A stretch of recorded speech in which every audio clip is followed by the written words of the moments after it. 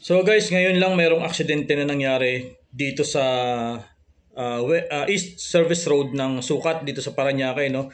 Isang jeep na may kargang napakadami, hindi natin masabi kung ano yung karga ng jeep na yon, na talaga namang overload, overheight yung kumbaga sobrang taas ng pagkakakamada ng kanilang mga pangarga, no. Kaya hindi ko alam kung ano yung karga. Biglang umatras.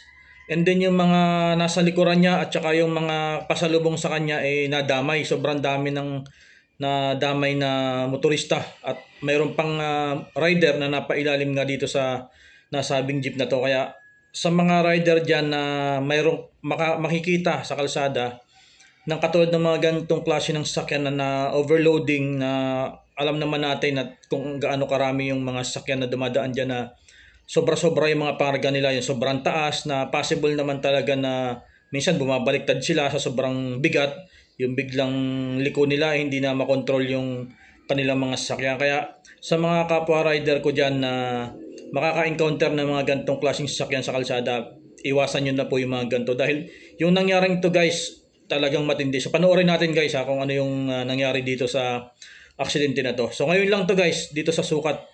Itong video na to ay galing sa isang concerned citizen na muntik na rin siyang tamaan or buntik na rin siyang madamay. Buti na lang at medyo na-late siya ng dating dun sa pinangyarihan bago pa mangyari yung aksidente. So ito guys, panoorin natin.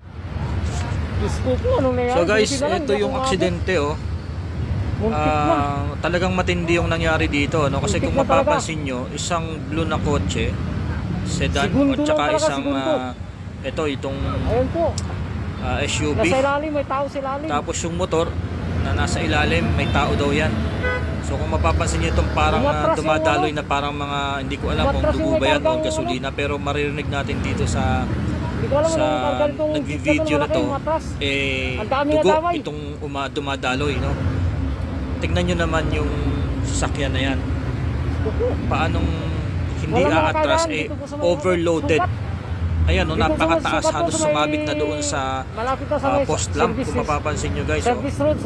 Ayan, ito ay papasok ng toll o malapit sa may toll gate dito sa Sukat sa Parañaque. So ganito katindi, no? Halos hindi na talaga gumagalaw din yung traffic dito dahil sa halos nasakop na buong kalsada. Yung isang motor na to sa unahan itong isang SUV. Ayan oh, may tao rin daw yan sa unahan. Hindi ko lang alam kung nandun pa yung tao. Kasi hindi yan pwedeng tanggalin hanggat walang dumarating na mga medic. Grabe, nangyari dito. Isipin nyo guys, no?